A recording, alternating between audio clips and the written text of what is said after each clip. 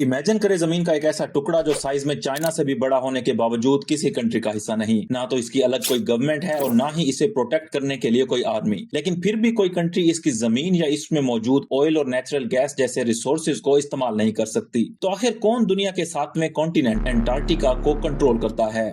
दरअसल world war 2 के खत्म होने के बाद दो सुपर पावर्स इमर्ज हुई। एक तरफ डेमोक्रेटिक यूनाइटेड स्टेट्स था, जबकि दूसरी तरफ कम्युनिस्ट सोवियत यूनियन। इन दोनों सुपर पावर्स की लड़ाई इस हद तक बढ़ चुकी थी कि अपनी पोजीशन को स्ट्रॉन्ग करने के लिए इन दोनों पावर्स ने ज्यादा से ज्यादा दूसरी कंट्रीज को अपने अलायंस में शामिल करना स्टार्ट किया, ताकि इन कंट्रीज में मिलिट्री बेसिस बनाकर एक दूसरे के खिलाफ न्यूक्लियर और कन्वेंशनल वेपन्स को डिप्लॉय किया जा सके। ये एक ऐसा टाइम था जब सोवियत यूनियन और अमेरिका मजीद पावरफुल न्यूक्लियर वेपन्स को टेस्ट कर रही थी, ताकि कम से कम न्यूक्लियर वेपन्स को इस्तेमाल करते हुए ज्यादा से ज्यादा नुकसान पहुंचाया जा सके। दोनों कंट्रीज में जारी इस टग ऑफ वॉर के साए दुनिया से अलग थलग मौजूद एंटार्क्टिका पर भी छाने लगे, और अब पॉसिबिलिटी थी कि सोवियत यूनियन और अमेरिका एंटार्क्टिका में भी मिलिट्री बेसिस बनाने के लिए एक दूसरे को कम्पीट करेंगी। लेकिन एंटार्क्टिका सिर्फ सोवियत यूनियन और अमेरिका के लिए ही अहम नहीं था, बल्कि इस वक्त 7 ऐसी कंट्रीज हैं जो एंटार्क्टिका के मुख्तलिफ हिस्सों को मुख्तलिफ वजूहात की बिना पर क्लेम करती हैं। मिसाल के तौर पर फ्रांस एंटार्क्टिका के इस हिस्से को इसलिए क्लेम करता है क्योंकि वो वहां पहुंचने वाला पहला मुल्क था, जबकि अर्जेंटीना और चिली एंटार्क्टिका के इस हिस्से को इस बेस पे क्लेम करते हैं कि 16वीं सेंचुरी में अर्जेंटीना, चिली और एंटार्क्टिका का ये सारा इलाका स्पेनिश एम्पायर का हिस्सा था,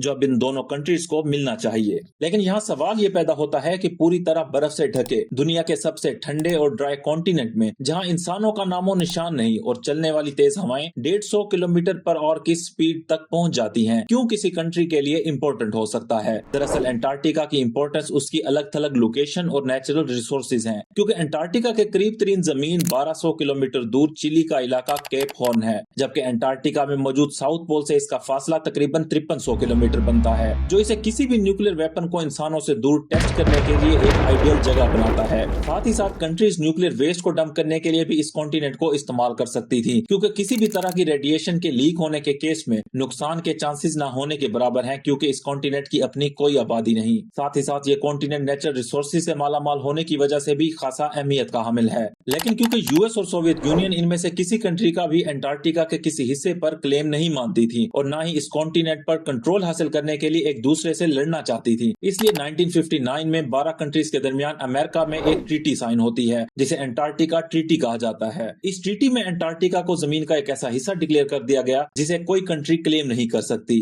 यानी अर्जेंटीना और चिली समेत बाकी तमाम कंट्रीज के क्लेम को इस ट्रीटी ने खत्म कर दिया, जबकि एंटार्क्टिका में मौजूद नेचुरल रिसोर्सेज को भी प्रोटेक्ट किया गया, यानी अब कोई भी कंट्री अपने लिए इन्हें निकाल कर इस्तेमाल नहीं कर सकती थी। जबकि इस कॉन्टिनेंट को मिलिट्री फ्लैश पॉइंट बनने से रोकने के लिए इस पर किसी भी किस्म की मिलिट्री बेस बनाने, न्यूक्लियर एक्सप्लोजन करने या मिसाइल टेस्ट करने पर भी पाबंदी लगा दी गई। इस वक्त इस कॉन्टिनेंट पर सिर्फ साइंटिफिक रिसर्च की इजाजत है, जिसके लिए 30 से ज्यादा कंट्रीज के यहाँ रिसर्च स्टेशन मौजूद हैं, यानी एंटार्क्टिका ट्रीटी ही इस कॉन्टिनेंट को इस वक्त कंट्रोल और प्रोटेक्ट करती है, जिसकी वजह से आज भी यह कॉन्टिनेंट अपनी असल हालत में मौजूद है।